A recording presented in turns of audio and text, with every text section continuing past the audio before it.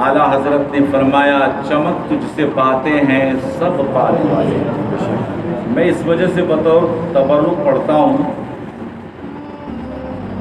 न जाने अल्लाह को अपने महबूब की शान में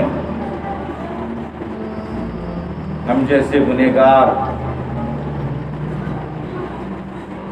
ये उम्मीद के साथ पढ़ते हैं कि यही हमारे और आपके लिए निजात का जरिया बन जाए। चमक तुझसे पाते हैं सब पाने वाले, मेरा दिल भी चमका दे चमकाने वाले, मेरा दिल भी चमका दे चमकाने वाले। करम सब पर हो, कोई हो कहीं हो, कहीं हो। करम सब पर हो, कोई हो कहीं हो, तुम ऐसे रहमतुल लिल आलमीन हो। तो ये महीना माह रमजानुल मुबारक का अशरे मगफिरत है। ये 3 हिस्से हैं इनके। अव्वल रहमत था जो गुजर गया, औसत ये रहमत है 10 दिन, और आखिरी अशरा जो 10 दिन होगा वो जहन्नम से आजादी का होगा।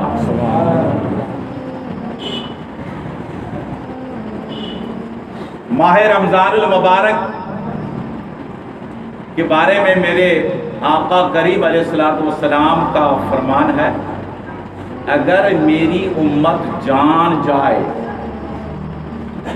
हुजूर फरमाते हैं ये भी कि मेरी उम्मत अगर इसे जान जाए कि रोजा क्या है तो सालों साल रोजा ही रखेगा।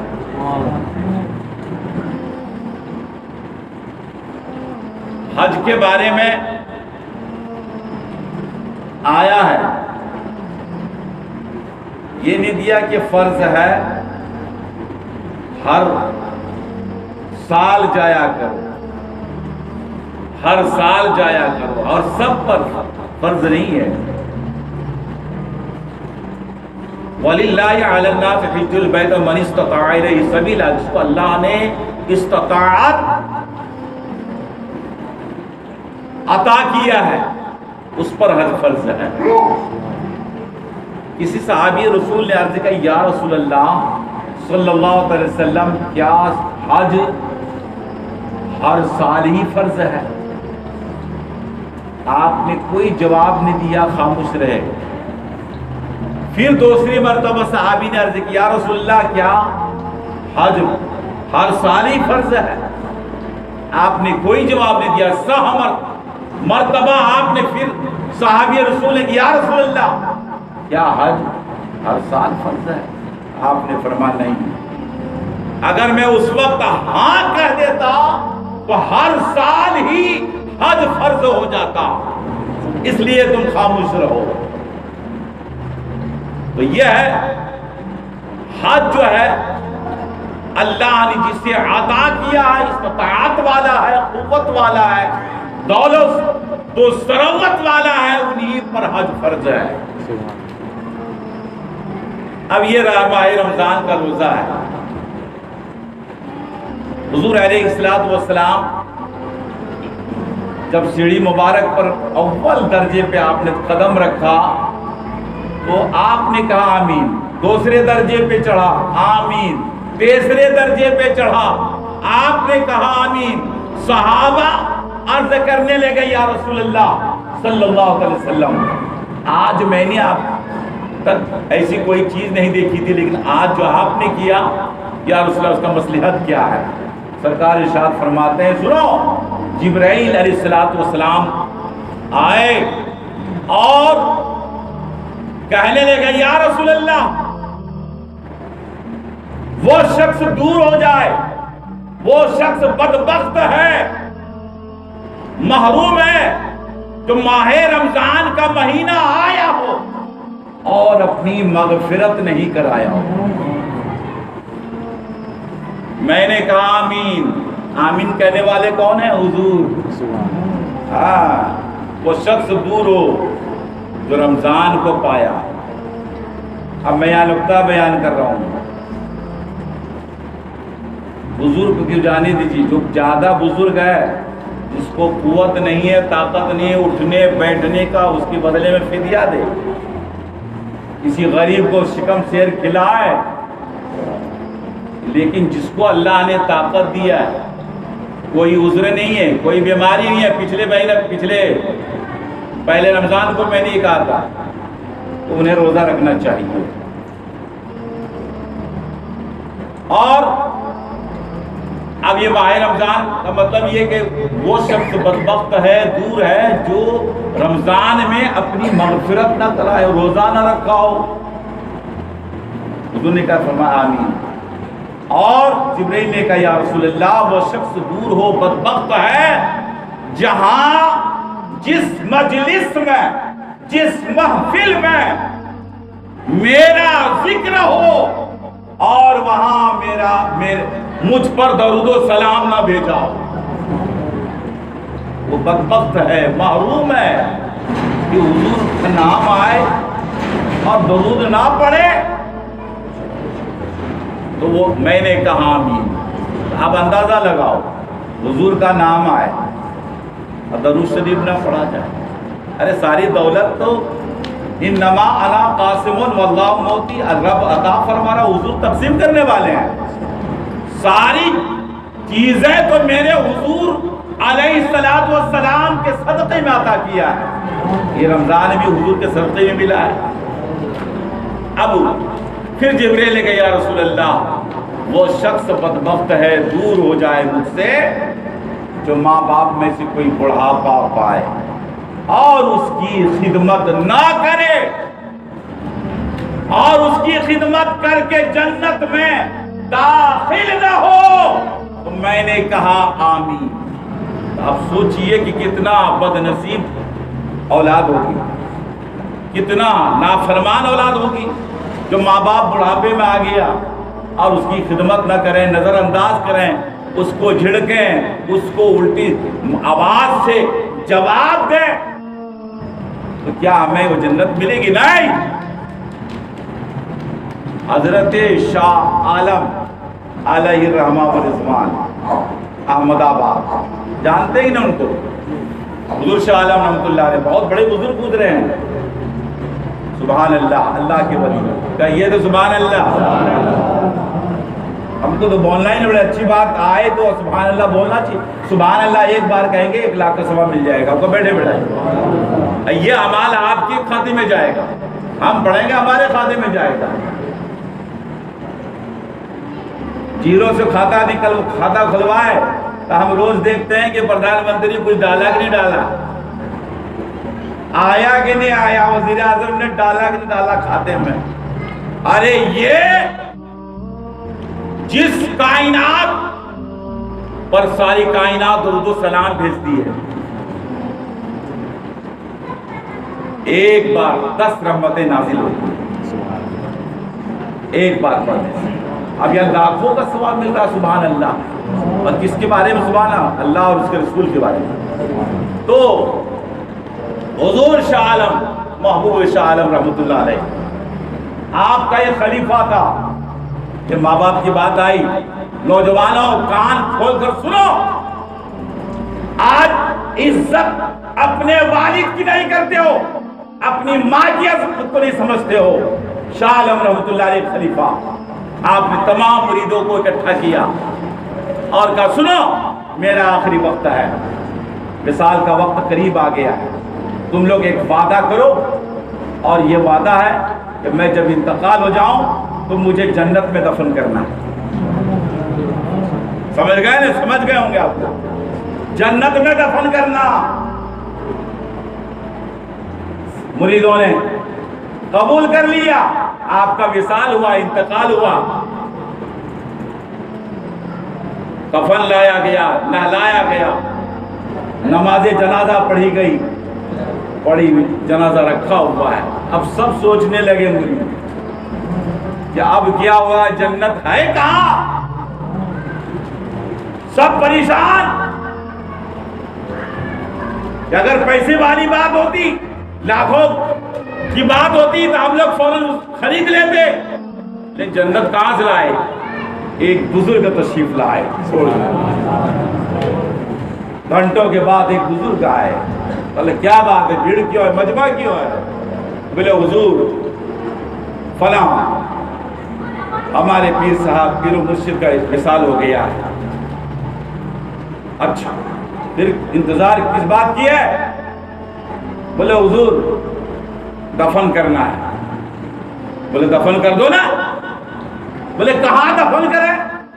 تو کہنے لگے زمین میں دفن کرو، یہ کوئی بات ہوئی؟ زمین میں دفن کرو۔ بولے حضور ہمارے پیر و مرشد نے یہ وصیت کی تھی کہ مجھے جنت میں دفنانا۔ کہا ان کی والدہ ان کی امی حیات سے ہے، زندہ ہے؟ کہ حضور ان کا تو وصال، ان کا تو انتقال ہو گیا ہے کافی عرصہ پہلے، قبرستان میں دفن ہوئی ہوں گی۔ بولے ہاں۔ بولے جاؤ ان کو وہیں لے جاؤ، ان کے قدم مبارک کے طرف اس کو دفنا دو، وہی قدم مبارک کا وہ حصہ ان کے لیے جنت ہے، اس لیے انہوں نے ماں کی خدمت کو انجام دیا ہے۔ اور حضور کا فرمان ہے، کسی علماء کا کسی محدث کا نہیں ہے، یہ میرے حضور کا فرمان ہے کہ ماں کے قدموں کے نیچے جنت ہے۔ حضور نے فرمایا ماں باپ میں سے کوئی بڑھاپا آ جائے اور اس کی خدمت کر کے جنت میں نہ جائے، میں نے کہا آمین۔ اس سے بڑا بدبخت کون ہو سکتا ہے؟ جبریل کہنے والے، میرے حضور آمین کہنے والے، اتنی محرومی کی بات ہے امت کے لیے۔ تو میرے محترم بزرگوں دوستو، ماہ رمضان المبارک کا یہ مہینہ حضرت مولا علی مشکل کشا رضی اللہ تعالیٰ عنہ کے سبحان اللہ، شان خیبر کی شان، وہ مولا کائنات کرم اللہ وجہ الکریم اور رضی اللہ تعالیٰ عنہ خلفائے راشدین ہیں، خلفائے برحق ہیں، اور جسے باب مدینۃ العلم کہا جاتا ہے، وہ مولا علی رضی اللہ تعالیٰ عنہ قبرستان گئے۔ آپ نے ایک تازہ قبر کو دیکھا اور آپ کے دل میں یہ آیا کہ میں اس قبر کو کے حالات کو دیکھوں۔ آج اپن قبر میں جاتے ہیں دوڑتے ہوئے ہنسی مذاق کھٹا مٹھو، جو ہنسی مذاق باہر نہیں ہوتا وہ قبرستان میں داخل ہو کے مذاق کیا جاتا ہے، جو مذاق باہر نہیں کیا جاتا ہے وہ قبرستان میں کیا جاتا ہے۔ مولا علی مشکل کشا رضی اللہ تعالیٰ عنہ، اے اللہ یہ قبر کو میں دیکھنا چاہتا ہوں، مجھ پر منکشف فرما، مجھ پر یہ قبر کو ظاہر کر دے، سارے پردے کو ہٹا دے مولا، میں دیکھنا چاہتا ہوں۔ پروردگار عالم، علی تو علی ہے، جہاں علی ہو وہاں ولی ہوتا ہے، جہاں علی ہو وہاں ولی ہوتا ہے۔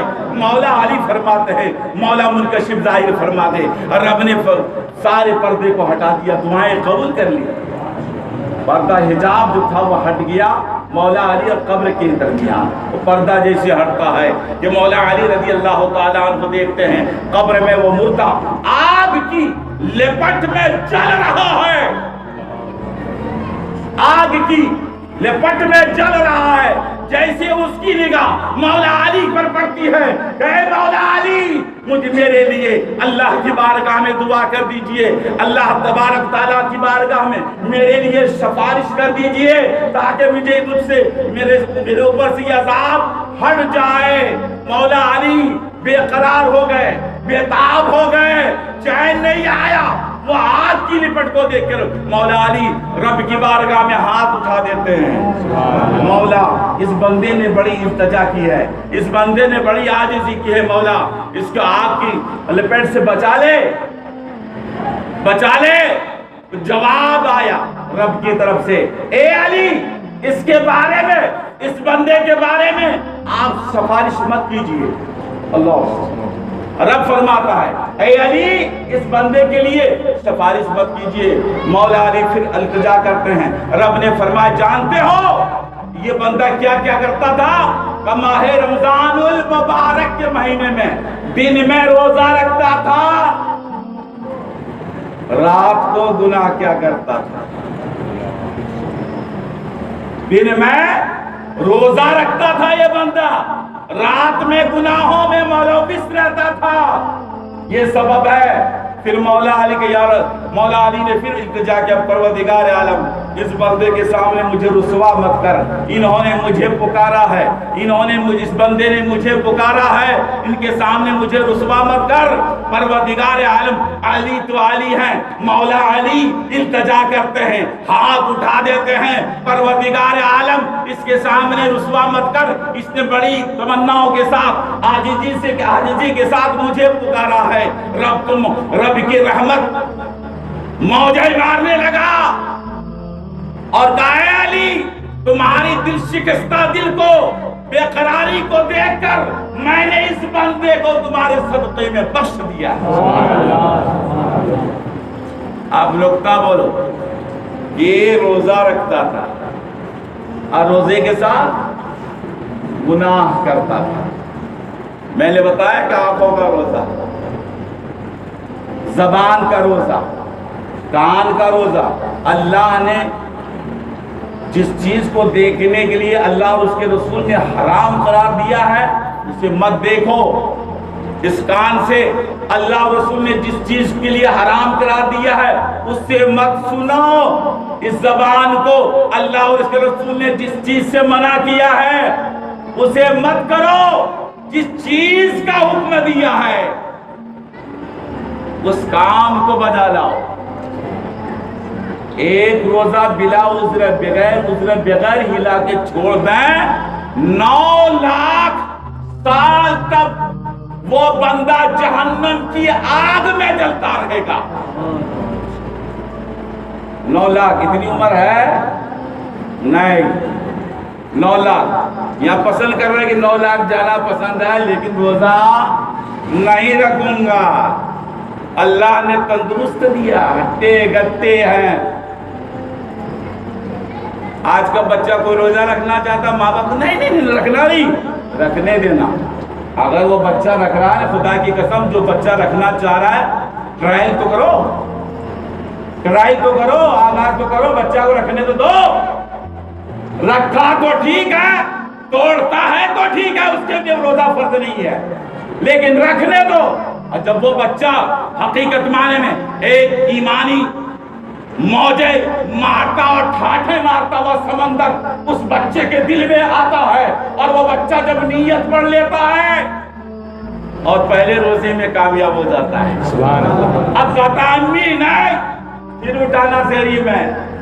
اب امی کا دل نہیں, باپ کا دل نہیں, تیری صحت خراب ہو جائے گی. لیکن بچہ کہہ رہا امی رکھنے دو. دوسرا روزہ بھی رکھ لیا, تیسرا بھی رکھ لیا, اس طرح 2 3 4.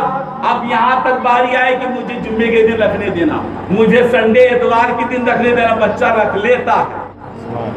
اب بتاؤ اگر یہ بچہ جو اس سال میں رکھا اگلے سال 15 روزہ تو ضرور رکھے گا, اس سے آگے آنے والا 30 روزہ ضرور رکھے گا. انہیں وہ لذت وہ مزہ جو روزے میں ملتا ہے اسے احساس ہو جاتا ہے.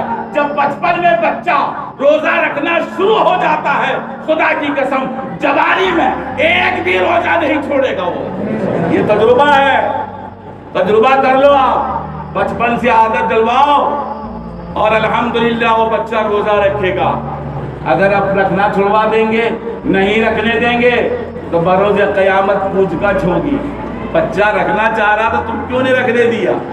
گرچہ شریعت اس پر نہیں ہے لیکن رکھنا چاہتا, عادت ڈالوائیے, بہترین عادت ہے. اور الحمدللہ آج بھی کتنے ایسے بچے ہیں وہ روزہ رکھتے ہیں. الحمدللہ ایم جی نگر میں بہت سارے بچیاں عموماً عورتیں روزہ رکھا کرتی ہیں,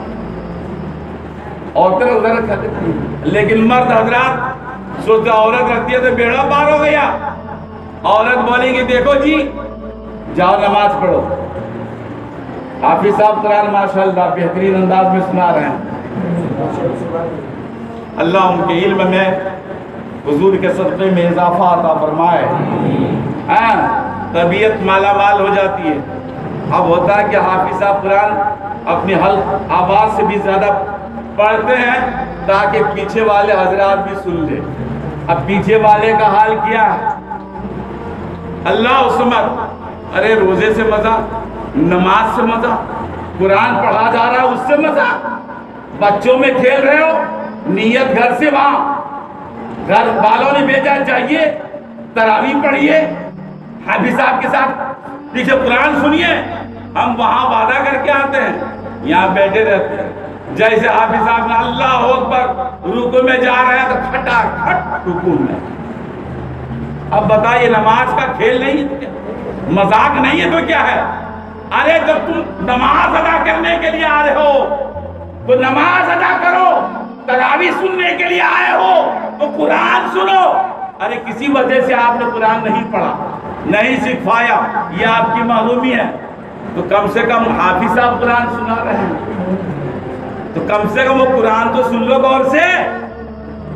بروز قیامت حافظ قرآن سے پوچھا جائے گا کہ آپ کے پیچھے کون کون پڑھتا تھا. اگر سننے والا قرآن یقیناً سنتا ہوگا تو تم بھی اس کے پیچھے جنت جاؤ گے.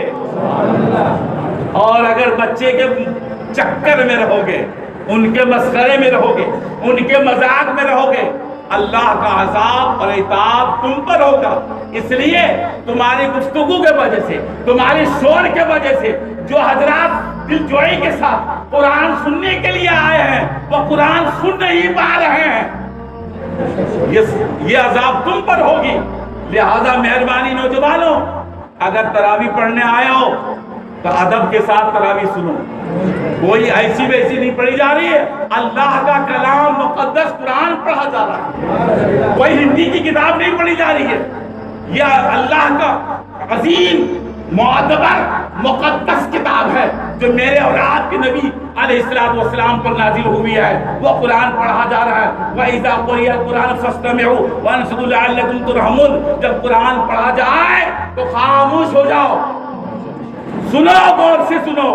تو لہذا میرے محترم بزرگوں، دوستو، یہ رمضان کا مہینہ پتہ نہیں ملے نہ ملے، گارنٹی ہے؟ بولیے گارنٹی ہے نوجوانوں؟ تم سمجھتے ہو کہ بزرگ پک گئے، یہی گریں گے، یہی مریں گے؟ نہیں، تم جا کے بازار میں دیکھو کچا کیری گر جاتا ہے. چھوٹے چھوٹے کیری، بازار مت جاؤ، باغیچے کے اندر چلے جاؤ، چھوٹے کیری گر گئے. نوجوانوں، موت تو سب کو آنی ہے، بزرگوں کا یہ کوئی مقرر نہیں ہے. اللہ رب العزت کا یہ فرمان ہے، اس کی رحمت ہے کہ ماہ رمضان کے 300 دروازے رحمت کے کھول دیتا ہے. جنت کے 8 دروازے ہیں، جس دروازے کا نام ریان ہے اس دروازے سے روزے دار داخل ہوں گے. اور آپ کے لیے شیطان کو قید کر دیا جاتا ہے کہ میرا بندہ روزہ رکھے گا، تقویٰ ہوگا، لعلکم تتقون، کوئی جسم کا کوئی فتنہ نہیں ہوگا، آسانی کے ساتھ روزہ رکھے گا، پرہیزگاری ملے گی. شیطان کو قید کر دیا جاتا ہے، سرکت جن کو جنجیر سے جکڑ دیا جاتا ہے.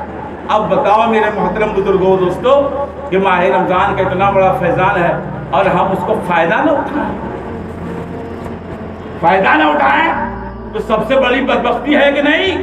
حضور نے فرمایا کہ نہیں، وہ شخص دور ہو جائے مجھ سے جو ماہ رمضان پایا اور اپنی مغفرت نہیں کیا کروایا. جو ماہ رمضان پایا، میرا ذکر آیا اور درود نہ پڑھو. جو ماہ رمضان پایا، اپنے والد والدہ کو بڑھاپے میں خدمت کر کے جنت میں داخل نہیں ہوا ہو، وہ بدبخت ہے، وہ محروم ہے. اللہ رب العزت ہمیں اور آپ کو ماہ رمضان کا ادب و احترام کرنے کی توفیق عطا فرمائے. اور ہم جب بھی جو بھی نماز میں آئیں ہنسی مذاق نہ کریں، بہتر ہے.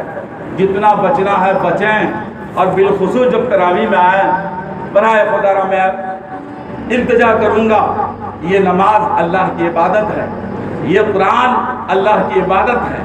قرآن جو حافظ قرآن جب پڑھا جاتا ہے، جتنا حافظ قرآن کو ثواب نہیں ملتا نا، اتنا سننے والے کو ثواب ملتا ہے۔ سننے والے کو ڈبل ٹربل ملتا ہے۔ سوچئے پڑھنے والے کا عالم کیا ہوگا۔